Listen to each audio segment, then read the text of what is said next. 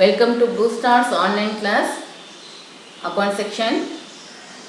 In previous class we studied about the trading account.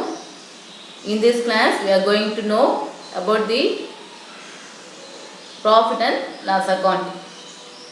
You know profit and loss account is the second part of income statement. Income statement la second part அப்படிங்கிறது இந்த profit and loss account. It is a normal account in nature. A business entity is interested to know not only the gross profit and loss but also the net profit earned or net loss incurred during the year. Hence, profit and loss account is prepared to ascertain the net profit or net loss during the year. Profit and loss account contain all the items of indirect expenses and losses and indirect expenses, income and gain in addition to gross profit or gross loss pertaining to the accounting period. The difference is net profit or net loss. So, இங்க பாருங்க போன இதில் நம்ம படித்தோம் trading account prepare பண்ணிட்டு அந்த லாபம் நஷ்டம் that is gross profit or loss that is difference between the indirect income direct income and direct expenses வந்து நம்ம டிஃப்ரென்ஸ் என்னன்னு சொல்லுவோம் gross profit or gross loss அப்படின்னு சொல்லுவோம். ஸோ இதை என்ன பண்ணியிருக்கோம் ட்ரேடிங் அக்கௌண்ட்லேருந்து நம்ம எங்கே ட்ரான்ஸ்ஃபர் பண்ணியிருக்கோம் profit and loss account transfer பண்ணோம் இல்லையா. So it's a second it act profit and loss account act is second part of income statement. இது வந்து நார்மல் அக்கௌண்ட்டாக இருக்கும். ஸோ இதில் என்ன அப்படின்னா ஒரு பிஸ்னஸ் என்டிட்டிஸ்க்கு ஒரு பிஸ்னஸ் கன்சர்னுக்கு அதாவது அவங்க லாபமாக நஷ்டமாக கிராஸ் ப்ராஃபிட் மட்டும் தெரிஞ்சால் போதாது பட் தட் இஸ் மொத்த லாபம் அப்படின்னு சொல்லுவோம் இல்லையா. இந்த லாபம் வந்து தெரியணும் அதாவது எல்லா செலவுகளும் போக ஒரு பிஸ்னஸில் ஒரு பர்ச்சேஸ் பண்ணுறாங்க சேல்ஸ் பண்ணுறாங்க அதுக்கப்புறம் இன்னும் சில செலவுகள் இருக்கும். For example salary rent next வந்து இந்த மாதிரி நிறைய செலவுகள் இருக்கும் இல்லையா. இந்த ஒரு பிஸ்னஸ் கன்சர்னுக்கு வந்து சேலரி ஒர்க் பண்ணுறவங்க சேலரி கொடுக்கணும் அதே மாதிரி வந்து ரெண்ட் அந்த இதுக்கு பே பண்ணுவாங்க அப்புறம் பிஸ்னஸ் ரெண்ட் பே பண்ணுவாங்க.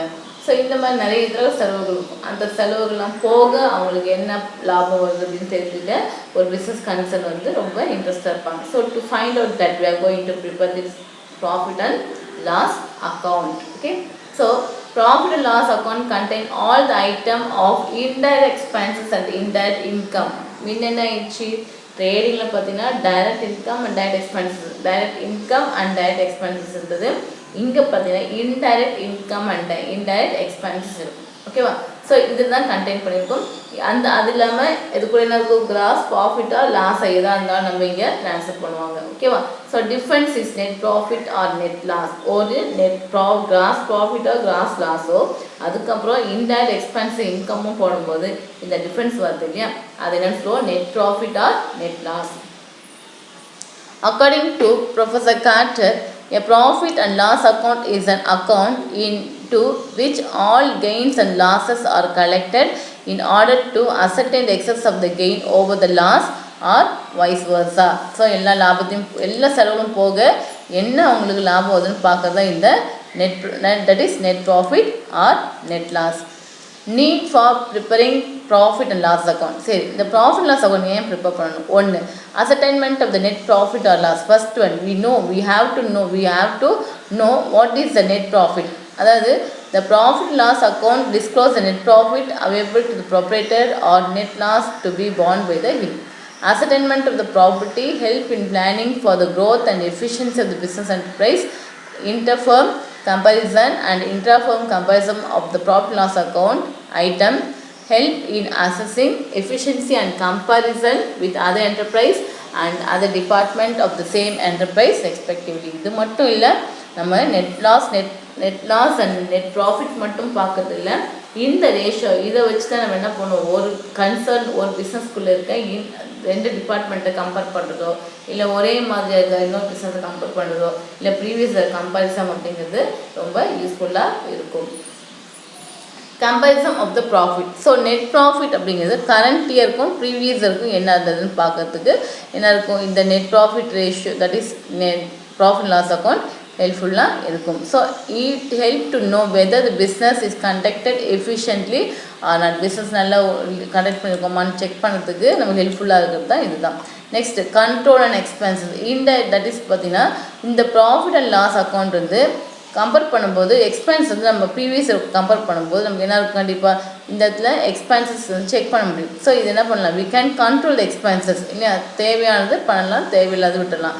The percentage of individual expenses to net sales can be calculated and compared with the similar ratios of the previous year. போன வருஷத்தோட ப்ரீவியஸ் இயர் ரேஷியோஸை கம்பேர் பண்ணும்போது இந்த வருஷம் பார்க்கும்போது நம்ம என்ன பண்ணலாம், எக்ஸ்பென்ஸ் நம்மளால் என்ன பண்ண முடியும், கண்ட்ரோல் பண்ண முடியும்.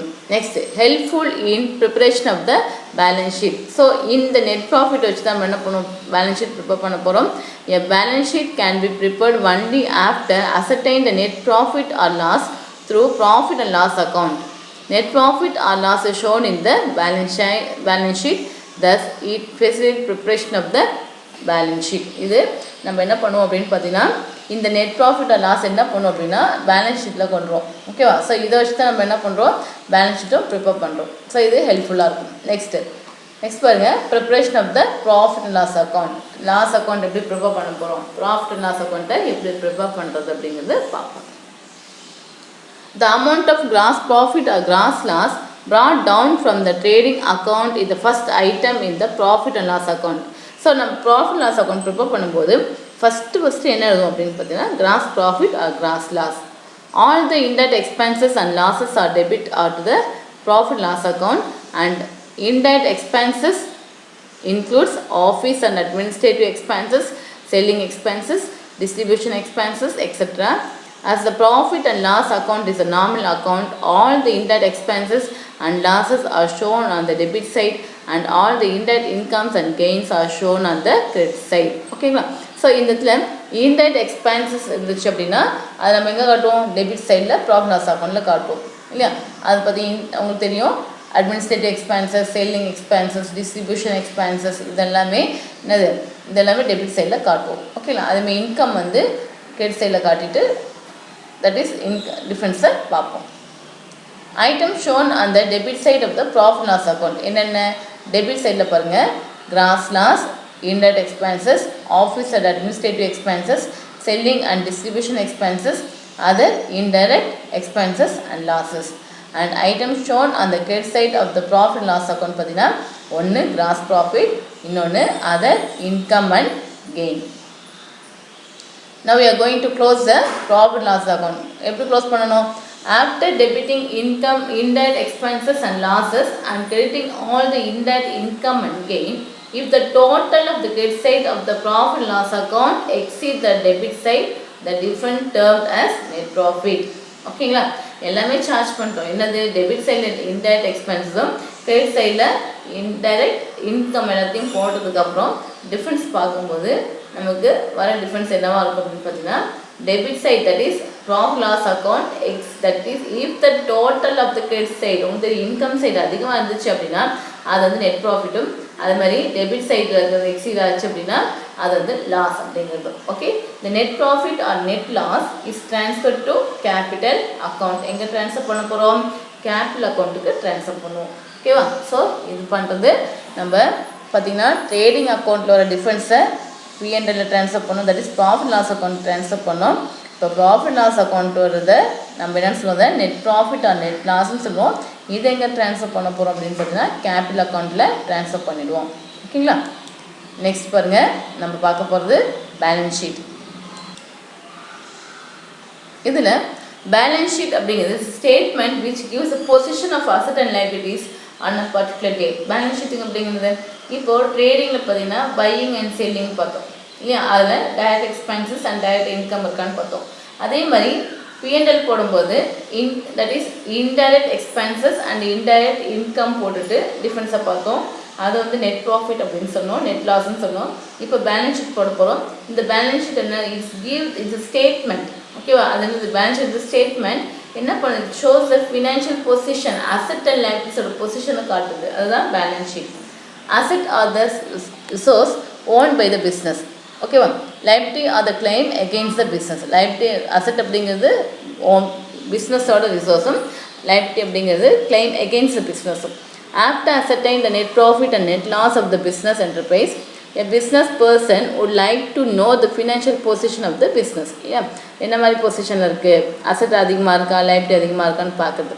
For this purpose, balance sheet is prepared which contain amounts of all the assets and liabilities of the business enterprise on a particular date. ஒரு டேட்டில் தேவையானது நம்ம பார்க்குறோம்.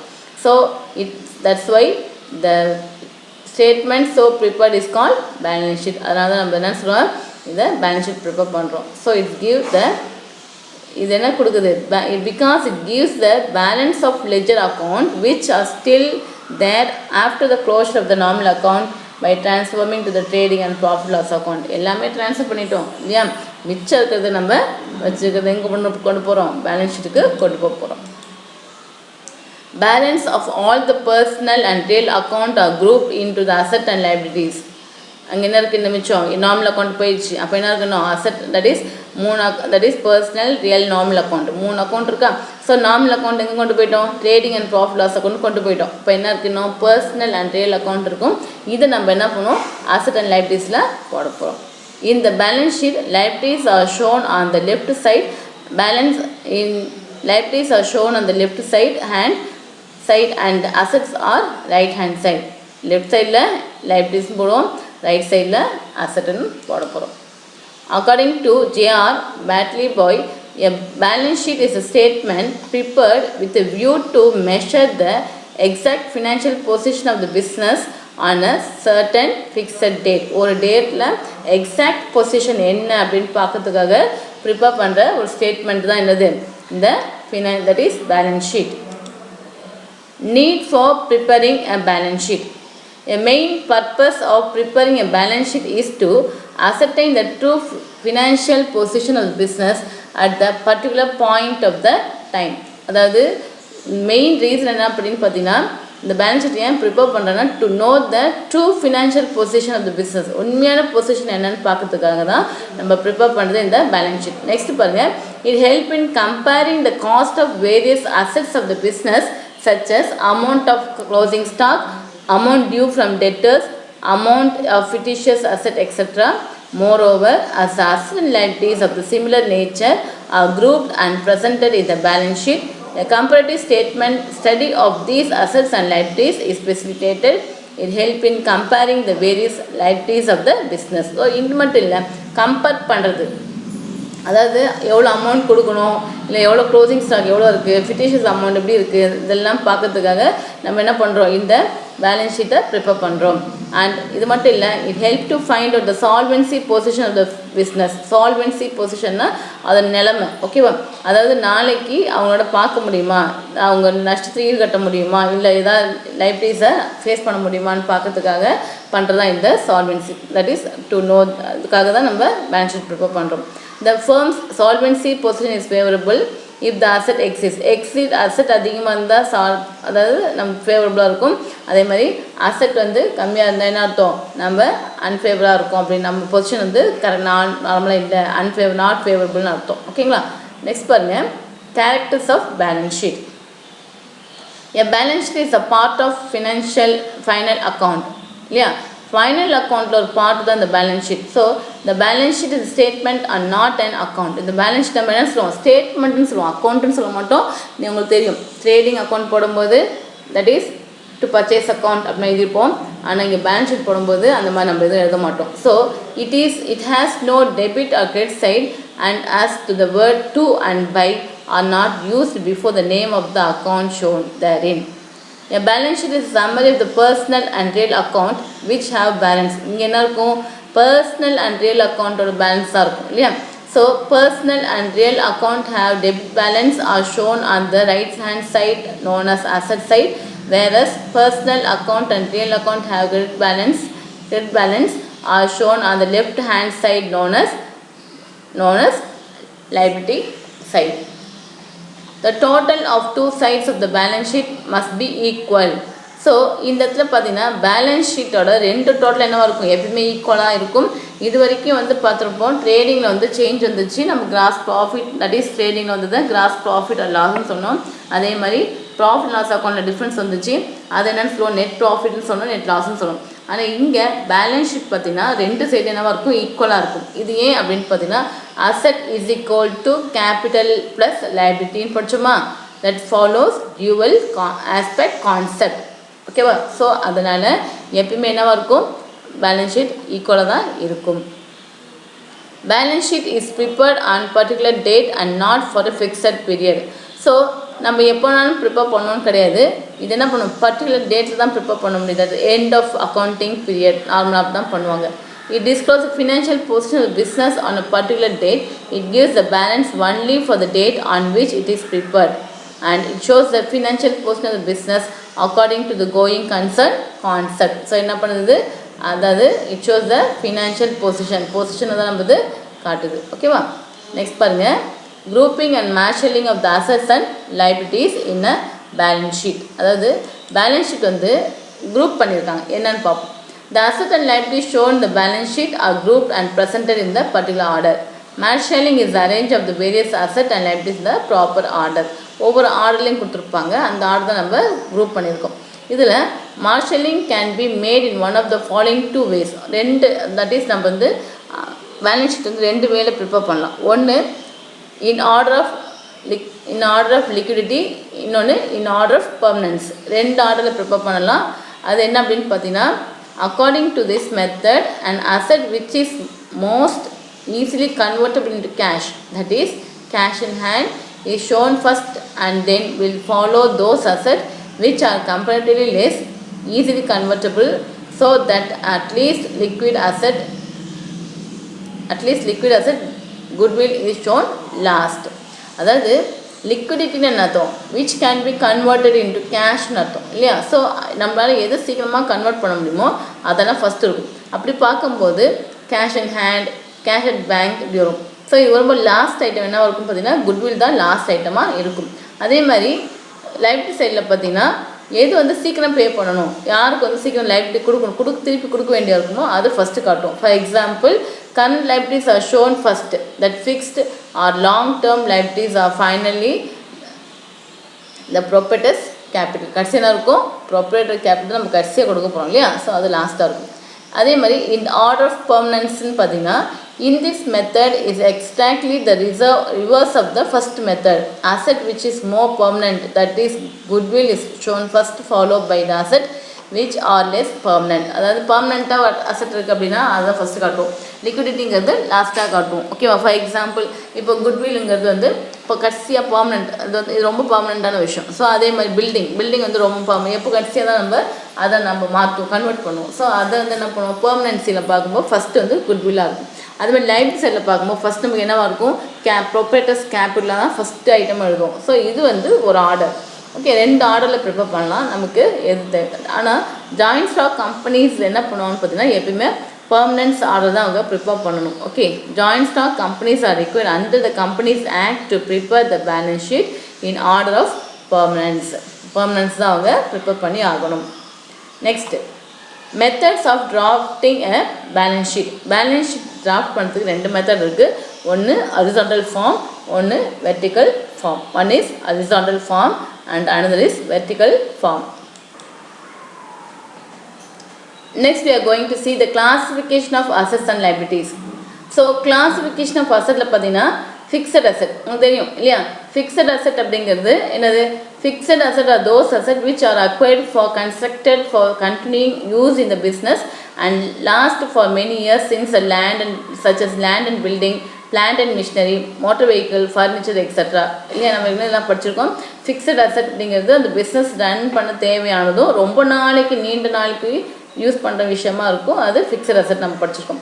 நெக்ஸ்ட் பாருங்கள், இதில் நம்ம பார்க்க போகிறது that is fixed asset classify பண்ணலாம். ஒன்று tangible fixed asset and intangible fixed asset. Tangible asset fixed asset பார்த்தீங்கன்னா, விச் ஹேவ் ஃபிசிக்கல் எக்ஸிஸ்டன்ஸ், கண்ணுக்கு தெரியும், நம்மளால் ஃபீல் பண்ண முடியும், நம்மளால் பார்க்க முடியும். இது டேஞ்சபிள், கண்ணுக்கு தெரிகிற அசெட். ஸோ எக்ஸாம்பிள் பார்த்தீங்கன்னா, plant and machinery, building and furniture. Intangible fixed asset அப்படிங்கும்போது நம்மளால் என்ன பண்ணுது, that is no any physical existence. அதுக்கு ஃபிசிக்கல் எக்ஸிஸ்டன்ஸ் இருக்காது, நம்மளால் பார்க்க முடியாது, டச் பண்ண முடியாது, பட் அது ஒரு அசெட். அது பார்த்தீங்கன்னா example goodwill and trademark. Next பாருங்கள், current asset. Current asset are those asset which are either in the form of cash or can be easily converted into cash in the normal course of business or within 1 year. ஒரு வருஷத்துக்குள்ளார நம்ம அதை பணமாக்க முடிந்தால் அது என்னது, current asset.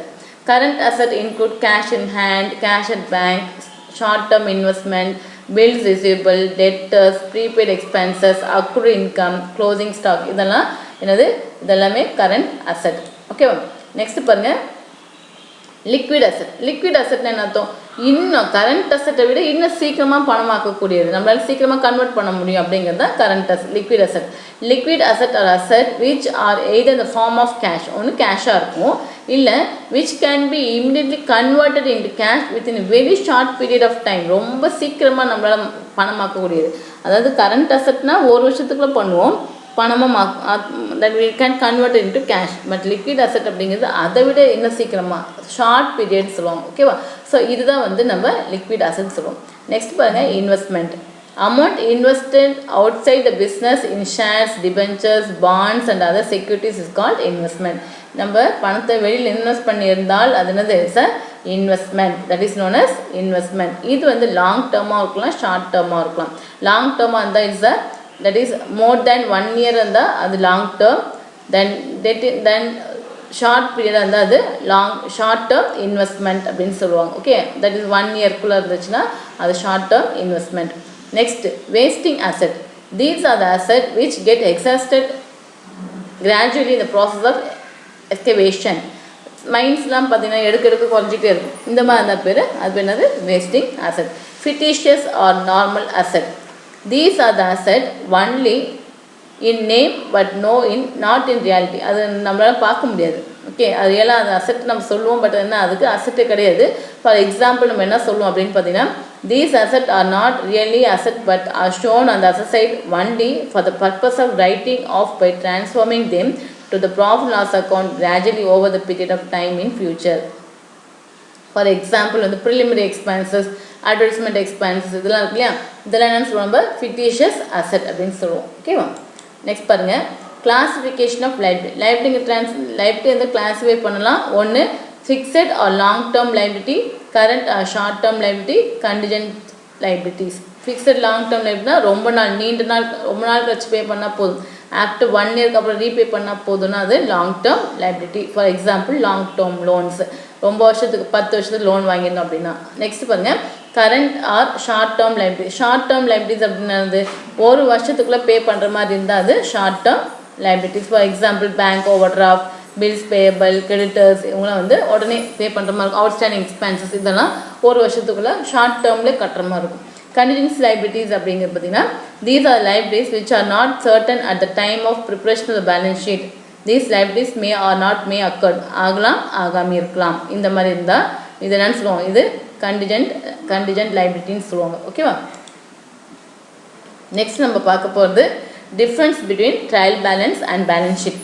Balance sheet நீங்கள் ஏற்கனவே நம்ம trial balance படிச்சிருக்கோம் இல்லையா, அதுக்கும் பேலன்ஸ் ஷீட்டுக்கும் என்ன டிஃப்ரென்ஸ் அப்படின்னு பார்ப்போம். ஃபஸ்ட்டு பாருங்கள் நேச்சர்.